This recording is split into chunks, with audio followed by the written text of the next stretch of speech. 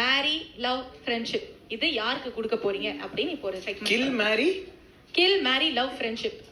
இது ஒன்னொருக்கு ஒரு கலர் இருக்கா? அப்படிலாம் இல்ல, நீங்க சொல்லியே கொடுத்துடலாம், உங்களோட விருப்பம். லவ், இது மேரேஜ். ஓகே, இது வந்து கில்லு. கில்லுக்கு ரோஸே கிடையாதுங்க. ஓகே, இது வந்து ஃப்ரெண்ட்ஷிப். இது மேரி சார். நல்லா இருக்குங்க, இந்த பாண்டிங் நல்லா இருக்குங்க.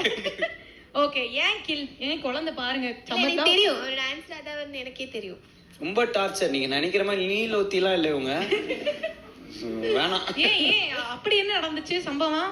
நிறைய சம்பவம் பண்ணிருக்காங்க மேடம். ஐயோ, நீங்க அவங்கள பாக்கும்போது எப்படின்னா சின்ன பொண்ணு எவ்வளவு பாவம், பக்கா கிரிமினல், சாலிட்.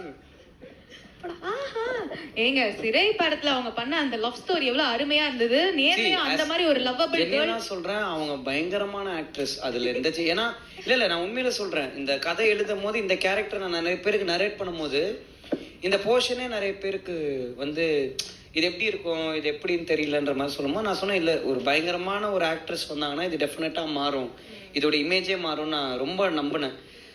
அதை வந்து நான் எப்படி கான்ஃபிடென்ட்டா எல்லாத்தையும் சொன்னனோ அதை என் கூட சேர்ந்து எனக்காக ப்ரூவ் பண்ணதுக்கு நான் அவங்களுக்கு எப்பவுமே கிரேட்ஃபுல்லா இருக்கும். பயங்கரமா நடிச்சிருக்காங்க. அப்புறம் என்ன கில்லு? அப்புறம் இப்படி பெருமையா சொல்றீங்க, கில் பண்ணி விட்டீங்க குழந்தைய. அவரு கொடுத்த இது கில் பண்ணிட்டேன்.